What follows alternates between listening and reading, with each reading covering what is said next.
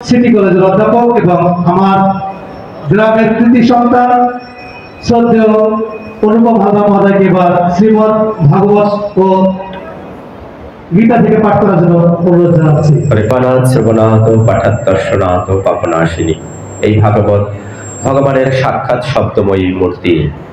আমাদের যদি সুযোগ থাকে ভাগবতমের সপ্তাহ শ্রবণ করবার, তাহলে অবশ্যই আমরা সপ্তাহ ভাগবত শ্রবণ করব। সংসারে শ্রীমদ ভাগবতমের কথা শ্রবণের সুযোগ পাওয়া অবশ্যই কঠিন। কোটি জন্মের যদি পুণ্য একত্রে সঞ্চিত হয়, তবে এই সুযোগ আসে ভাগবত কথা শ্রবণ করবার। কারণ সকলেরই কিন্তু এই ভাগবত কথা শ্রবণ করবার সৌভাগ্য হয় না।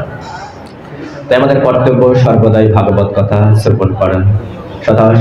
সদাসেব্বা শ্রীমৎ ভাগবতী কথা যস্য শ্রবণে মাত্রেণ হরিশ্চিত্তম সমাশ্রয়িত। ভাগবত, আপনি আমার একমাত্র বন্ধু, আমার সঙ্গী, আমার গুরু ও মহাধন। আপনি আমার ত্রাণকর্তা, আমার ভাগ্য এবং আমার আনন্দ এই ভাগবত। কারণ এই ভাগবতমের মাধ্যমেই আমরা আমাদের জীবনের সমস্ত সমস্যার সমাধান করতে পারি। অর্থাৎ বৈরাগ্য কি? এই জড়জাগতিক জড় ঐশ্বর্য লাভের জন্য আমরা লালায়িত হব না। তাই বৈরাগ্য লাভের পন্থা হচ্ছে, সেই তপস্যা হচ্ছে কি আমাদের একাদশী ব্রত। বাসুদেবই আমাদের জীবনে মঙ্গল বয়ে নিয়ে আসবে। বাসুদেব পরবেদা, বাসুদেব পরাযোগা, বাসুদেব পরাক্রিয়া, বাসুদেব পরম জ্ঞানম, বাসুদেব পরম তপ, বাসুদেব পরধর্ম। আমাদের পরম ধর্ম হচ্ছে বাসুদেবের সন্তুষ্টি বিধান করা। পঞ্চকল্প তরুভ্যস্য কৃপা সিন্ধু বৈবচ পতিতানাং পাবনেভ্যো বৈষ্ণবেভ্যো নমো নমঃ। কি দিয়ে বুঝিব ভগবান, আমার বলিতে নাই যে করি, সকলই তোমারই দান। অর্থাৎ এই শরীরটাও কিন্তু আমাদের না, ভগবানেরই দান। ভগবান যখন বলবেন এই শরীরটা ছেড়ে যেতে, আমাদেরকে ছেড়ে চলে যেতে হবে। আমাদের সাথেই ছিলেন ভক্তবৃন্দ যারা আমাদের ছেড়ে চলে গেছেন। সন্তোষ রায় প্রয়াত, প্রয়াত গোপালচন্দ্র দাস, প্রয়াত মহানন্দ মজুমদার, প্রয়াত বাবলু সাহা, প্রয়াত অবিনাশ রায়। প্রতি শুক্রবার এখানে আসতেন, আমাদের সাথেই ভক্ত সঙ্গ করতেন, কিন্তু কালচক্রের নিয়মে তাদেরকে আমরা হারিয়েছি। সুতরাং আজকের এই বিশেষ দিন আমরা তাদেরকে স্মরণ করছি এবং তাদের আত্মার সদ্গতির জন্য আমরা হরিনাম করছি। হরে কৃষ্ণ কৃষ্ণ কৃষ্ণ হরে হরে, হরে রাম রাম রাম হরে হরে। এবং আমাদের এই বিনীল কাকার সহধর্মিণী, যার ছবি রয়েছে এখানে, স্বর্গীয়া অনিতা রানী সাহা, তার আত্মার জন্য আমরা প্রার্থনা করি, তিনি যেন ভগবানের সেই চিন্ময় ধামে স্থান প্রাপ্ত হয়।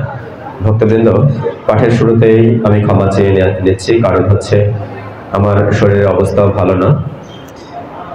সারা রাত জ্বর ছিল, তারপর মায়ের কৃপায়, ভগবানের কৃপায় এখানে আসবার সুযোগ হয়েছে। আমরা ভেবেছিলাম আমি যে ভাগবতমের তো আমাদের প্রথম স্কন্ধ শেষ হয়েছে, দ্বিতীয় স্কন্ধ আমরা ধারাবাহিকভাবে পাঠ করছি। আজকে ভেবেছিলাম আমি ভাগবতমের প্রথম স্কন্ধটা আবার একটু সম্পূর্ণটা একটু আমি সংক্ষেপে পাঠ করব, যদি সম্ভব হয়, কিন্তু শারীরিক অবস্থার কারণে জানি না কতটুকু পারবো। হরে কৃষ্ণ। তেনেহম বাংময়ী মূর্তি প্রত্যক্ষা বর্ততে হরে, সেবানাথ শ্রবণাথ পাঠাৎ দর্শনাথ পাপনাশিনী।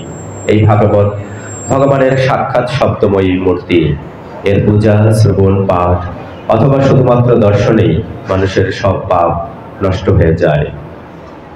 সপ্তাহ শ্রবণ করলে কি হয়? সপ্তাহ শ্রবণম তেন সর্বেভ্যো অপি অধিকাম কৃতম সাধনানি ত্রিষ্কৃত কলৌ ধর্ম অয়মরিহিত। এই জন্য এই ভাগবতমের সপ্তাহ শ্রবণ সর্বশ্রেষ্ঠ রূপে গণ্য করা হয়।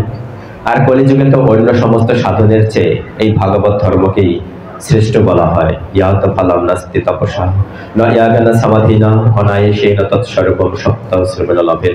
তপস্যা, যোগ সাধন, সমাধির দ্বারা যে ফল লাভ করা যায়, সেই ফল ভাগবতমের সপ্তাহ শ্রবণে সহজেই লাভ করা যায়।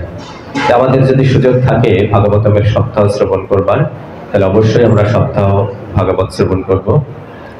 জগৎ গর্জতি সপ্তাহ, সপ্তাহ গর্জতি ব্রতাৎ, তপস্য গর্জতি প্রত্যয় স্থিত, নিত্যম হি গর্জতি যোগাৎ গর্জতি সপ্তাহ, ধ্যানাৎ জ্ঞানাচ্চ গর্জতি, কিম ব্রহ্ম গর্জনম তৎশরীরে গর্জতি গর্জতি।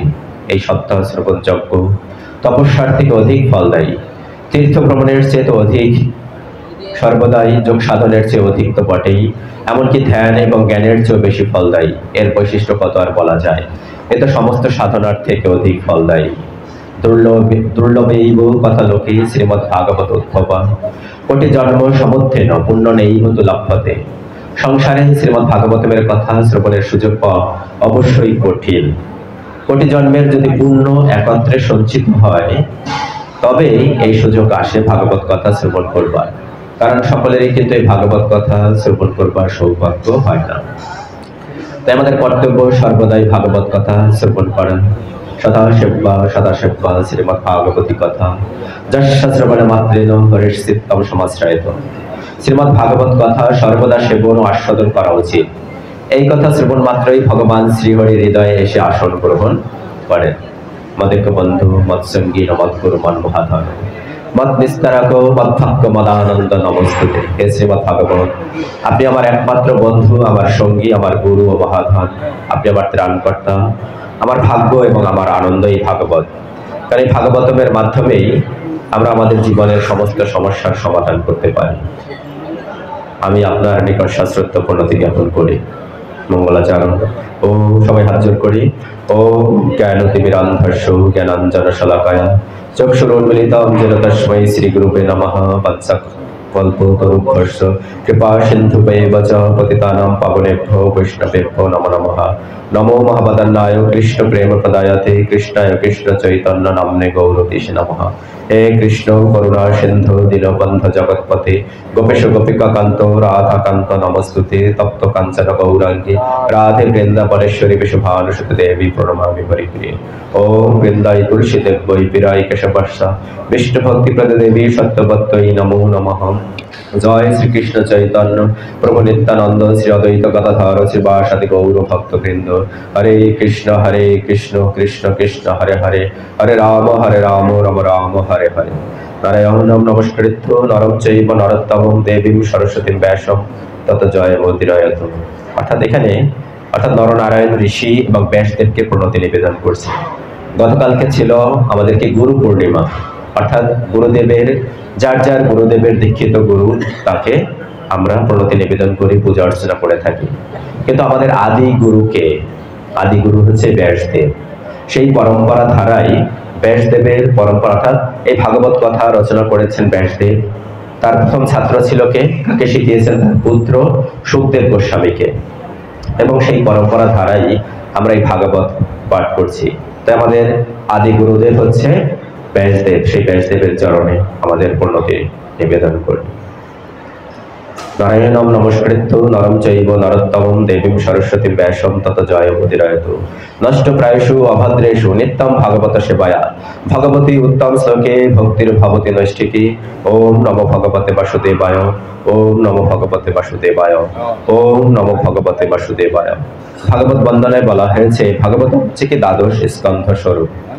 এই দ্বাদশ স্কন্ধ ভগবান শ্রীকৃষ্ণের দ্বাদশ অঙ্গ স্বরূপ। ভগবান শ্রীকৃষ্ণের প্রথম এবং দ্বিতীয় চরণ হচ্ছে ভাগবতের প্রথম এবং দ্বিতীয় স্কন্ধ, এবং তৃতীয় এবং চতুর্থ স্কন্ধ হচ্ছে ভগবানের দুই উরু।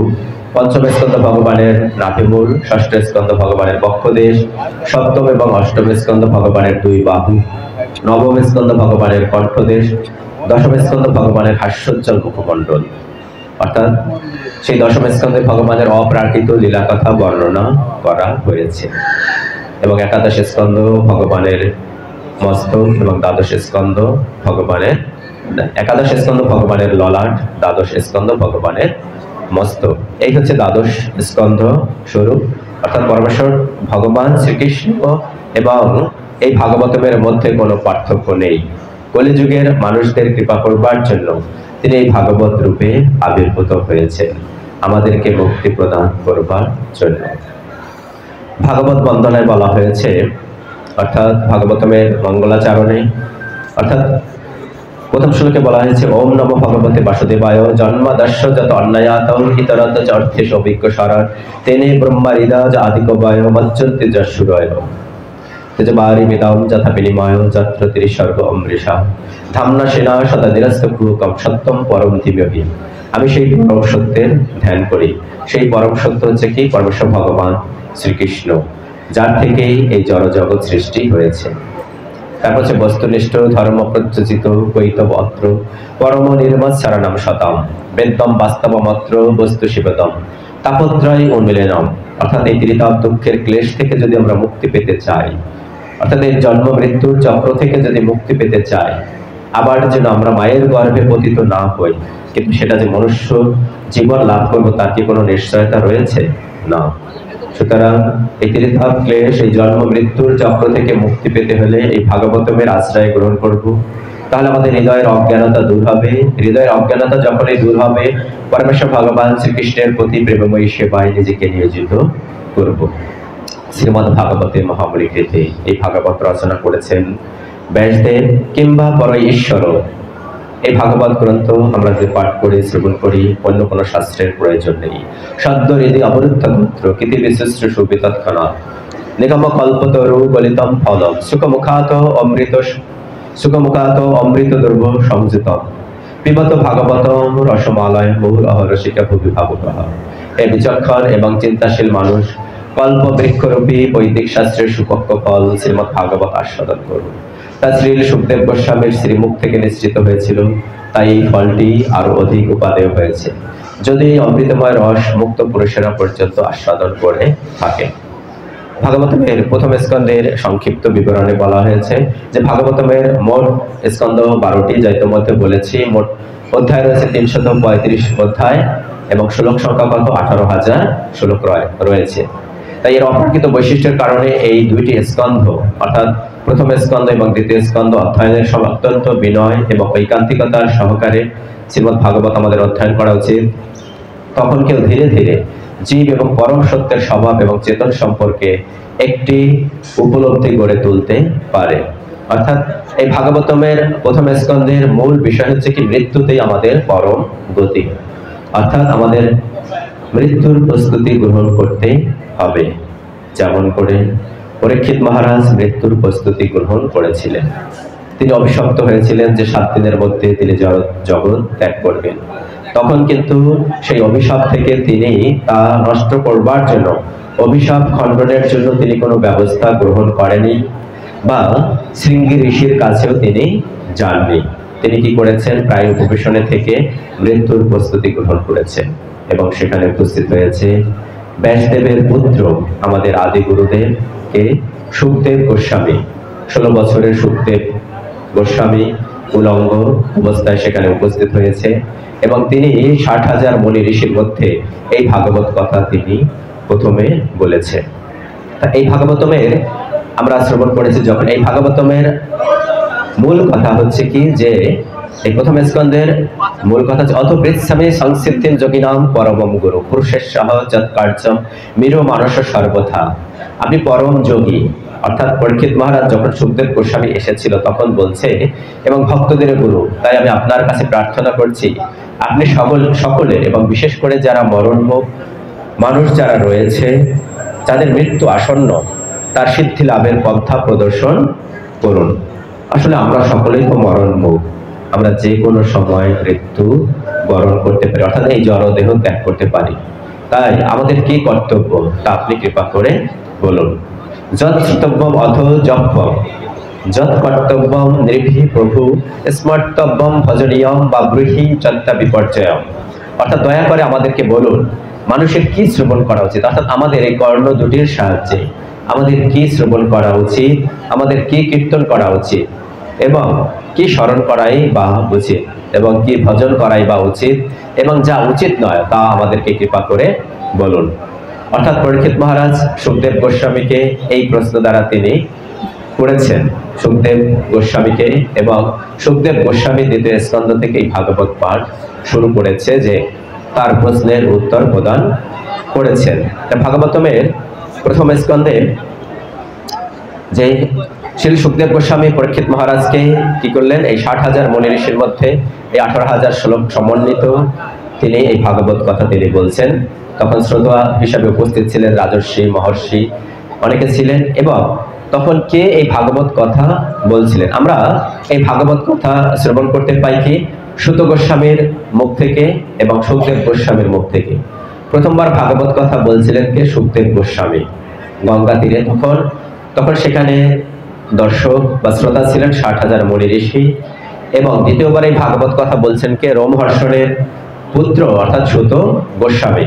অর্থাৎ নৈমিষারণ্যে সহস্র বর্ষব্যাপী এক যজ্ঞ অনুষ্ঠান হয়েছিল। তখন সুত গোস্বামীকে সেই ব্যাসাসন প্রদান করা হয়েছিল। তিনি এই ভাগবত কথা বলেছেন আমাদের জন্য দ্বিতীয়বার। তাই একই সাথে আমরা সুখদেব গোস্বামীর মুখ থেকে এবং সুত গোস্বামীর মুখ থেকে এই ভাগবত কথা শ্রবণ করি। তাই শৌনকাদি ঋষিগণ কি করলেন? প্রাতকৃত্য সম্পাদন করে সুত গোস্বামীকে তারা ব্যাসাসন প্রদান করলেন এবং অত্যন্ত শ্রদ্ধার সাথে তাকে প্রশ্ন জিজ্ঞাসা করেছিলেন। আপনি তো সম্পূর্ণভাবে নিষ্পাপ এবং অষ্টাদশ পুরাণ অর্থাৎ সুত গোস্বামী আমাদের 18 পুরাণ, মহাভারত, সমস্ত ধর্মশাস্ত্র অধ্যয়ন করেছেন এবং আপনি ব্যাখ্যাও করেছেন। আপনি ব্যাসদেব এবং অন্যান্য ঋষিগণের জ্ঞান প্রাপ্ত হয়েছেন। আপনি শ্রদ্ধাশীল ও বিনীত এবং তাই গুরুগণ আপনাকে অনুগ্রহ করেছেন। অতঃপর ঋষিগণ সুত গোস্বামীকে ঋষিদের 6টি প্রশ্ন করলেন, অর্থাৎ কৃষ্ণ সংপ্রশ্ন। আমাদেরকে সেই সমস্তই প্রশ্ন করা উচিত যে প্রশ্নসমূহ আমাদের প্রকৃত মঙ্গল বয়ে নিয়ে আসবে। অর্থাৎ কলিযুগের অধপতিত মানুষদের অবস্থা কি ছিল, এবং তখন তারা বললেন যে কলিযুগের মানুষদের অধপতিত অবস্থা কি ছিল। শৌনকাদি ঋষিগণ প্রায়ণ অল্প আয়ুষ সভ্য কলৌ অস্মিন যুগে জানাহা মন্দা সুমন্দা মাতায়া মন্দ ভাগ্য হি পুত্রা। অর্থাৎ আমাদের অবস্থা কি? আমাদের অবস্থা, আমরা অল্প আয়ু, তাই না, কলহ প্রিয়, আমরা ঝগড়াঝাটি করে থাকি, অলস, মন্দগতি, ভাগ্যহীন এবং সর্বোপরি আমরা নিরন্তর রোগাদির দ্বারা উপদ্রুত। তাই এই কলিযুগের অধপতিত মানুষদের কথা চিন্তা করে তাদের মঙ্গলের জন্য এই শৌনকাদি ঋষিগণ এই প্রথম অধ্যায়ে 6টি প্রশ্ন করেছেন। কাদের জন্য করেছেন? আমাদের জন্য। কাকে প্রশ্ন করেছেন? সুত গোস্বামীকে। তাই বলছি যে এই ভাগবত কথা কিন্তু প্রথম স্কন্ধে আমরা সুখদেব গোস্বামী, সুখদেব উবাচ আমরা শ্রবণ করি না, কেবলই সুত উবাচ। এবং দ্বিতীয় স্কন্ধ থেকে কে ভাগবত কথা বলে, যে ভাগবতের প্রথম বক্তা কে? সুখদেব গোস্বামী। তা দ্বিতীয় স্কন্ধ থেকে আমরা শ্রবণ করে থাকি। জনসাধারণের পরম মঙ্গল কিভাবে সাধিত হয় তা সহজ বোধ্যভাবে আমাদের কাছে শোনান। প্রথম প্রশ্ন করলে যে আমাদের প্রকৃত মঙ্গল কিভাবে বয়ে আনবে তা আপনি আমাদেরকে কৃপা করে বলুন, এবং সকল জীবের মঙ্গলের জন্য আমাদের সমস্ত শাস্ত্রের সার কথা কি তা আপনি বিশ্লেষণ করুন, বা শ্রেয় লাভের পন্থাই বা কি। শ্রেয় এবং প্রেয় দুটি শব্দ। শ্রেয় হচ্ছে কি, যেটা আমাদের প্রকৃত মঙ্গল বয়ে নিয়ে আসবে, এবং প্রকৃত মঙ্গল কখন বয়ে নিয়ে আসবে? যখন আমরা আমাদের কর্মের সাথে বাসুদেবকে যুক্ত করব। আর প্রিয় বস্তু কি? অর্থাৎ জড়জাগতিক বস্তু, যা হচ্ছে কি বিনাশশীল। তাই আমাদের শ্রেয় লাভের পন্থা কি তা আপনি কৃপা করে বলুন। ভগবানের অপ্রাকৃত জন্মলীলা বলুন। কেন ভগবান বসুদেব পত্নী দেবকীর গর্ভে তিনি আবির্ভূত হয়েছিলেন, এবং পরমেশ্বর ভগবানের অপ্রাকৃত কর্মলীলা আমাদেরকে বলুন। এবং পরে বলছেন কি, পরমেশ্বর ভগবানের অসংখ্য অবতার রয়েছে, তাই না, সেই অসংখ্য অবতারের অপ্রাকৃত লীলা বিলাসের কথা বর্ণনা করুন। এবং পরমেশ্বর ভগবান শ্রীকৃষ্ণের অন্তর্ধানের পর সনাতন ধর্ম কার শরণাপন্ন হয়েছে? ব্রূহি যোগেশ্বর কৃষ্ণে ব্রহ্মণে ধর্ম বর্ণনী সাম কষ্ট মধুনা উপিত ধর্ম কম শরণম গত। অর্থাৎ ধর্ম কার আশ্রয় গ্রহণ করেছে? কলিযুগের আমরা কি সকলে কি ইন্দ্রিয় তর্পণে ব্যস্ত? আমাদের ইন্দ্রিয়গুলোকে কিভাবে সন্তুষ্টি বিধান করা যায়, আমরা মানুষেরা সবসময় তাই সচেষ্ট থাকি। তাহলে অবশ্যই তাকে নৈমিষারণ্যের ঋষিদের, যদি আমরা এই দুর্লঙ্ঘ সমুদ্র যদি আমরা উত্তীর্ণ হতে চাই, তাহলে এই নৈমিষারণ্যের ঋষিদের আমাদের পদাঙ্ক অনুসরণ করতে হবে। শ্রীল সুত গোস্বামী অথবা তার উপযুক্ত প্রতিনিধিকে তাদের কর্ণধার রূপে গ্রহণ করতে হবে। অর্থাৎ আমাদেরকে একজনকে কৃষ্ণ তত্ত্ববেত্তা গুরুদেবের চরণে আশ্রয় গ্রহণ করতে হবে, এবং সেই তরণটি হচ্ছে ভগবত গীতা অথবা শ্রীমৎ ভাগবত রূপী পরমেশ্বর ভগবান শ্রীকৃষ্ণের বাণী, এবং শুদ্ধ ভক্তের মুখে এই ভাগবত কথা শ্রীমৎ ভগবত গীতার ভাগবত কথা শ্রবণ করতে হবে। যেমন করে নৈমিষারণ্যের ঋষিরা সুত গোস্বামীর চরণে আশ্রয় গ্রহণ করেছিল। শ্রীমৎ ভাগবত হচ্ছে কি অপ্রাকৃত শব্দরূপে পরমেশ্বর ভগবানের অবতার, শব্দ ব্রহ্ম রূপ অবতার, এবং তা হচ্ছে দিব্য জ্ঞান এবং ধর্ম নীতির পূর্ণ প্রকাশ। এবং এই দ্বিতীয় অধ্যায়ে তিনি বলছেন কি আমাদের দিব্য ভাব এবং দিব্য সেবা। এই অধ্যায়ের মূল বিষয় হচ্ছে কি বাসুদেব এই সবকিছু, বাসুদেব পরা বেদা, বাসুদেব পরা যোগা, বাসুদেব পরা ক্রিয়া, বাসুদেব পরম জ্ঞান, বাসুদেব পরম তপ, বাসুদেব পরধর্ম, বাসুদেব পরা গতি। ঋষিরা যে প্রশ্ন করেছিল, কাদের জন্য প্রশ্ন করেছিল? তাদের জন্য না, আমাদের মঙ্গলের জন্য তিনি প্রশ্ন করেছেন। শ্রী সুত গোস্বামী তাদেরকে ধন্যবাদ জানালেন এবং উত্তর দেওয়ার প্রয়াস করলেন। সুত গোস্বামী সুখদেব গোস্বামীকে প্রথমেই প্রণতি নিবেদন করলেন। ইয়াম প্রভজন্তম অনুপেতম অপেতকৃতম দৈত্যান বিরহ কাতর আজহাব পুত্রেতি তন্ময়তয়া তরব অভিনেদস্ত্বাম সর্বভূত হৃদয় মুনিম আনত অস্মি। সুখদেব গোস্বামী যখন সন্ন্যাস অবলম্বন করে উপনয়ন অনুষ্ঠান হওয়ার আগেই গৃহত্যাগ করে চলে যাচ্ছিলেন, তখন তার পিতা ব্যাসদেব বিরহ কাতরে ক্রন্দন করছিলেন এবং বৃক্ষরাজি তার হয়ে প্রত্যুত্তর করছিলেন। অর্থাৎ জন্মের পরেই সুখদেব গোস্বামী কি এই জড়জগতের মায়ার বন্ধন থেকে মুক্তি পাবার জন্য তিনি কি সংসার ছেড়ে চলে যাচ্ছিলেন এবং তার পিছনে পিছনে ধাবিত হচ্ছিল তার পিতা ব্যাসদেব। তখন সুখদেব গোস্বামী সেই প্রশ্নের উত্তর প্রদান করেনি, তার হয়ে কে উত্তর প্রদান করেছিল? বৃক্ষরাজি উত্তর প্রদান করেছিলেন। এবং অতঃপর সুত গোস্বামী ভগবান নারায়ণ, নরনারায়ণ ঋষি, বিদ্যাদেবী সরস্বতী এবং ব্যাসদেবকে তিনি প্রণতি জ্ঞাপন করলেন। নারায়ণম নমস্কৃত্য নরম চৈব নরোত্তমম দেবীম সরস্বতী ব্যাসম তত জয় উদিরয়ত। তাই আমরা কিন্তু প্রতিদিন অনেক প্রশ্ন করে থাকি। তাই ভাগবত শুরু হয়েছে কি 6টি প্রশ্নের মাধ্যমে এবং গীতা শুরু হয়েছে কয়টি প্রশ্নের মাধ্যমে? 1টি প্রশ্নের মাধ্যমে, তাই না? ধর্মক্ষেত্রে কুরুক্ষেত্রে সমবেত মমক পাণ্ডবাশ্চৈব কিমা পরভূত সঞ্জয়। আর ভাগবত শুরু হয়েছে 6টি প্রশ্নের মাধ্যমে শুরু হয়েছে। তাই আমাদেরকে কি প্রশ্ন করা উচিত? এই প্রশ্নের মাধ্যমে কিন্তু গীতার যেমন 1টি প্রশ্নের মাধ্যমে গীতা গ্রন্থ, আমরা সমস্ত গীতাকে কি করা হয়েছে 700 শ্লোকে সমন্বিত এই গীতা গ্রন্থ পেয়েছি এবং এই 6টি প্রশ্নের মাধ্যমে আমরা ভাগবতের গ্রন্থ পেয়েছি। এই 6টি প্রশ্নকেই বিভাজিত করেছে 18,000 কত শ্লোক সমন্বয়ে। তাই আমাদেরকে সেই সমস্তই প্রশ্ন করা উচিত যা সকলের কল্যাণ সাধিত হবে। আমরা যখন দেখি যে একাদশীর মাহাত্ম্য যখন শ্রবণ করি, তখন কে শ্রীকৃষ্ণের কাছে কে প্রশ্ন করে? যুধিষ্ঠির মহারাজ। তাই যুধিষ্ঠির মহারাজ কাদের মঙ্গলের জন্য এই প্রশ্ন করেছেন? আমাদের জন্য, আমাদেরকে কৃপা করবার জন্য তিনি এই প্রশ্ন করেছেন এবং আমাদের সকলের কল্যাণ সাধন হয় এবং আত্মাকে সম্পূর্ণরূপে প্রসন্ন হয়। মনায় সাধু পৃষ্ঠ অহম ভবদ্গুরুলোক মঙ্গলম যৎকৃত কৃষ্ণ সংপ্রশ্ন জেনাত্মা সুপ্রসিদ্ধতি। অর্থাৎ কৃষ্ণ বিষয়ে তুমি প্রশ্ন করো। তারপর আমাদের অর্থাৎ প্রথম প্রশ্নের তিনি উত্তর প্রদান করেছেন। প্রথম প্রশ্নটা কি ছিল? শৌনকাদি ঋষিরা সুত গোস্বামীকে জিজ্ঞাসা করেছিলেন যে আমাদের পরম মঙ্গল কিভাবে সাধিত হয়। পরম মঙ্গল তখনই সাধিত হবে যখন আমরা আমাদের পরম ধর্ম পালন করব। তাহলে আমাদের পরম ধর্ম কি? আমাদের পরম ধর্ম হচ্ছে কি? বাসুদেবের সেবা করা। যে বাসুদেব শ্রীকৃষ্ণ আমাদের হৃদয়ে বিরাজমান, সেই বাসুদেবের সেবা করাই হচ্ছে আমাদের পরম ধর্ম। তাহলেই আমাদের পরম মঙ্গল বয়ে নিয়ে আসবে। সবই পুংসাম পরধর্ম যত ভক্তি অধক্কাজে অহৈতুকী অপ্রতিহতা জয়াত্মা সুপ্রসিদ্ধতি। অর্থাৎ পুংসাম পরধর্ম অর্থাৎ মানুষের পরম ধর্ম, পরম মঙ্গল তখনই বয়ে নিয়ে আসবে যখন আমাদের অহেতুকে এবং অপ্রতিহত ভাবে ভগবান শ্রীকৃষ্ণের সেবা করে থাকি। এবং দ্বিতীয় প্রশ্ন ছিল যে সমস্ত শাস্ত্রের সার কথা কি বা শ্রেয় লাভের পন্থা কি? তাই সমস্ত শাস্ত্রের সার কথা বা শ্রেয় লাভের পন্থা হচ্ছে কি? ভগবান পরমেশ্বর ভগবান শ্রীকৃষ্ণের সেবা করা। এটাই হচ্ছে কি আমাদের ভগবান শ্রীকৃষ্ণের সেবা করাই হচ্ছে শ্রেয় লাভের পন্থা। আমাদের প্রকৃতই মঙ্গল হবে। আর আমরা যদি শ্রীকৃষ্ণের সেবা করে থাকি তাহলে আমাদের হৃদয়ে অচিরে শুদ্ধ জ্ঞানের উদয় হবে, অর্থাৎ আমাদের হৃদয়ের অজ্ঞানতা দূর হবে। কারণ এই ভাগবত হচ্ছে কি ভক্তি, জ্ঞান এবং বৈরাগ্যের সমন্বয়ে গঠিত। তাই আমরা নিয়মিত শ্রদ্ধা এবং বিনয়ের সাথে যদি ভাগবত কথা শ্রবণ করে থাকি তাহলে আমরা ভক্তি লাভ করব, জ্ঞান লাভ করব, আমাদের হৃদয়ের আধ্যাত্মিক জ্ঞান অজ্ঞানতা দূর হবে, আমাদের প্রকৃত কর্তব্য কর্ম কি সেটা আমরা উপলব্ধি করতে পারবো এবং আমরা বৈরাগ্য লাভ করব। অর্থাৎ বৈরাগ্য কি? এই জড়জাগতিক জড় ঐশ্বর্য লাভের জন্য আমরা লালায়িত হব না। তাই বৈরাগ্য লাভের পন্থা হচ্ছে সেই তপস্যা হচ্ছে কি আমাদের একাদশী ব্রত পালন করা। ধীরে ধীরে একাদশী ব্রত পালন করলে সেটা একটা বড় তপস্যা। তাই বাসুদেব ভগবতী ভক্তিযোগ প্রয়োজতি জনায়তসী বৈরাগ্যম জ্ঞানম যৎ অহিতকম। তাহলে ভাগবতের মাধ্যমে আমরা জ্ঞান লাভ করব এবং বৈরাগ্য লাভ করব।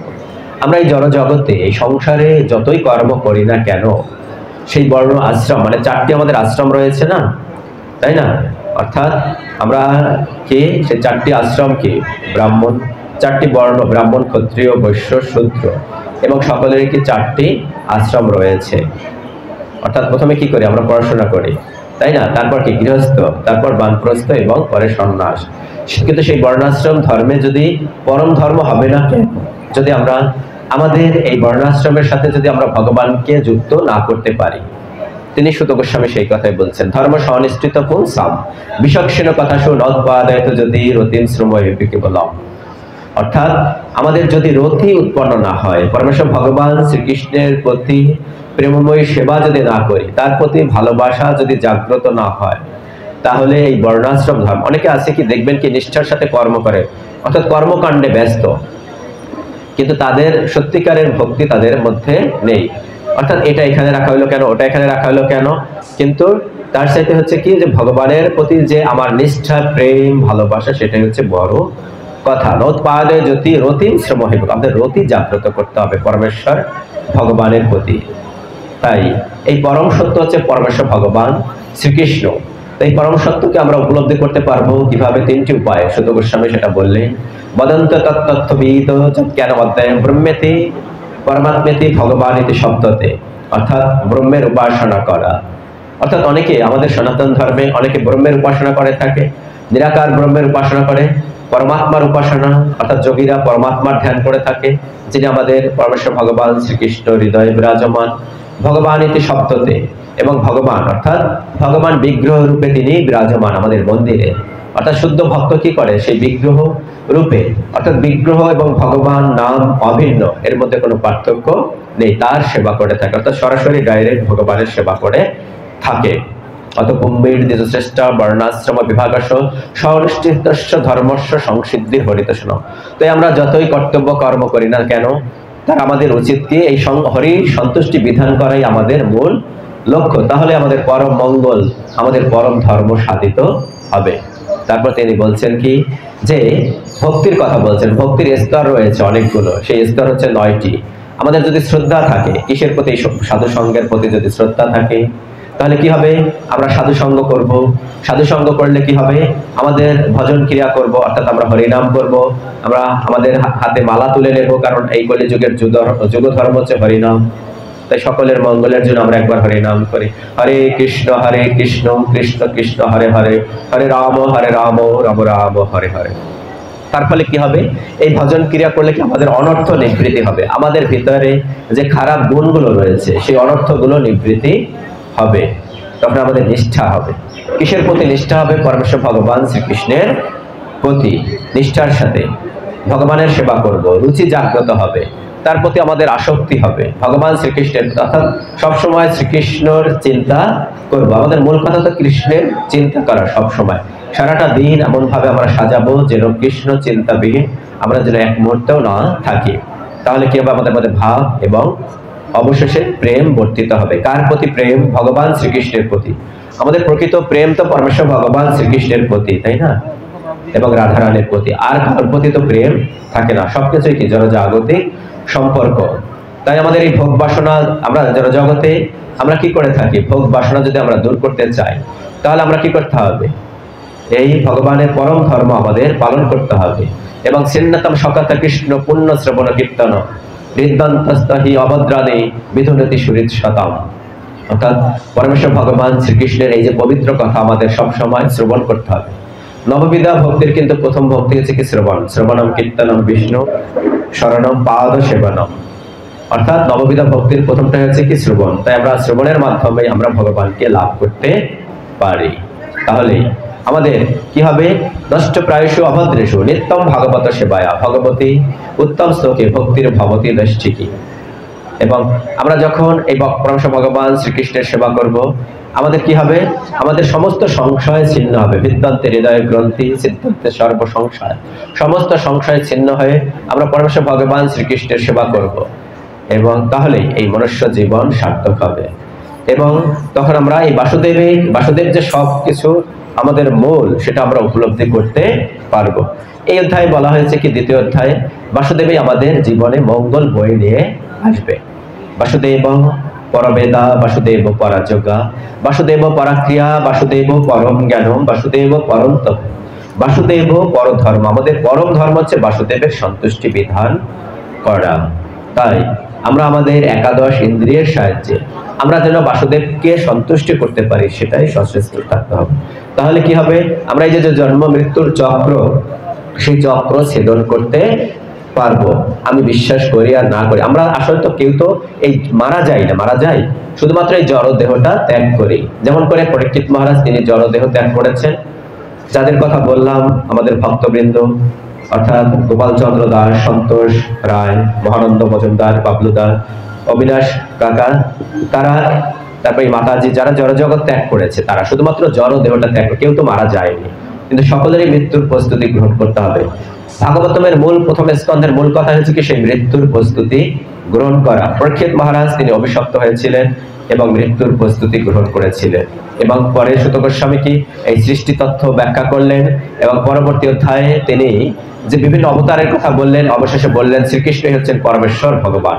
এবং এই প্রথম স্কন্ধে আমরা দেখি কে যে পরীক্ষিত মহারাজের জন্মগ্রহণ হয়, অর্থাৎ পরীক্ষিত মহারাজ কে ছিলেন, যে তিনি ছিলেন শ্রোতা, এই শ্রোতার আবির্ভাব হয়, সে কথা বর্ণনা করা হয়েছে। কিভাবে এই ভাগবতমের ইতিহাস, ভাগবত কিভাবে লিপিবদ্ধ করলো নারদের কৃপায় ব্যাসদেব, কিভাবে ভাগবত গ্রন্থ রচিত হলো তাই বর্ণনা করা হয়েছে। এবং অবশেষে যিনি পাঠক, পাঠককে সুখদেব গোস্বামী, তিনি কিভাবে সেই 60,000 মুনি ঋষিদের সেই আসরে উপস্থিত হলেন, এবং এই পরীক্ষিত মহারাজ কিভাবে অভিশপ্ত হলো, এবং তার এই অভিশাপের ফলে এই ভাগবত গ্রন্থ আমরা পেয়েছি, সেটা আমরা এই ভাগবতমের প্রথম স্কন্ধের মাধ্যমে জানতে পারি। এবং আমাদের সবচাইতে বড় অর্থাৎ বিশাল ব্রত হচ্ছে কি, আমাদের সর্বশ্রেষ্ঠ ব্রত একাদশী ব্রত, তাই না? কিন্তু সবচেয়ে বড় ব্রত হচ্ছে কি চাতুর্মাস্য ব্রত। অনেকে সেই চাতুর্মাস্য ব্রত মাস হিসাবে পালন করে, অর্থাৎ শ্রাবণ মাসে কেউ শাক বর্জন করে, তারপর পরবর্তী শ্রাবণ, তারপর ভাদ্র মাসে কি দধি বর্জন করে, আশ্বিন মাসে দই বর্জন করে, কার্তিক মাসে আমিষ বর্জন করে। কিন্তু অনেকে পালন করে একাদশী থেকে একাদশী, শয়ের একাদশী থেকে তার যে পরবর্তী একাদশী, অর্থাৎ 2টা একাদশী পর পর্যন্ত, অর্থাৎ 1 মাস ব্যাপী এভাবেও পালন করে। অনেকে পালন করে কি যে গতকাল যে গুরু পূর্ণিমা গিয়েছে সেই গুরু পূর্ণিমা থেকে পরবর্তী পূর্ণিমা পর্যন্ত আপনারা কি বর্জন করবেন, শাক বর্জন করবেন। কেন বর্জন করবেন? এবং পরবর্তী পূর্ণিমা থেকে আবার পরবর্তী পূর্ণিমা পর্যন্ত, কারণ আমাদের শাস্ত্র গ্রন্থ হচ্ছে কি যে সর্বশ্রেষ্ঠ, আমাদের বিজ্ঞানসম্মত। অনেকের হয় কি যে পূর্ণিমার সময় কি শরীর ব্যথা করে না? কেন ব্যথা করে? কারণ আমাদের গ্রহ নক্ষত্রের প্রভাব রয়েছে। তাই অনেকে দেখবেন কি তারা কিন্তু খাবার কম খায় ওই সময়, যাদের শরীরে ব্যথা রয়েছে, জলীয় জাতীয় খাবার গ্রহণ কম করে, অন্ন গ্রহণ অর্থাৎ ভাত খায় না। তাহলে কি হবে, শরীরে জলের আধিক্য হবে, রুটি গ্রহণ করে, তাই না, শুকনা খাবার গ্রহণ করে থাকে। তাহলে কি অর্থাৎ এই 4 মাসে আমাদের কি হয়, শরীরে রজ এবং তমগুণ বৃদ্ধি পায়। তার জন্য আমাদের এই ব্রত সমূহ প্রদান করেছে, এটা সম্পূর্ণ বিজ্ঞানসম্মত। এবং এই একাদশী ব্রত একই কারণে প্রদান করা হয়েছে, যেন আমরা সুস্থ থেকে ভগবানের সেবায় নিয়োজিত করতে পারি। এবং এই ভাগবত কথা কিন্তু এই নারদ মুনি তার পূর্ব জীবনের কথা সুখদেব গোস্বামীকে যখন, সুখদেব গোস্বামী না, এই ভাগবত কথা তিনি কাকে বলছিলেন, ব্যাসদেবকে যখন বলছে, তার পূর্ব জীবনের কথা বলছেন। সে কিন্তু এই চাতুর্মাস্য, সে ছিল দাসীর পুত্র, নারদ মুনি এই তার পূর্ব জীবনে সে ছিল একজন দাসীর পুত্র।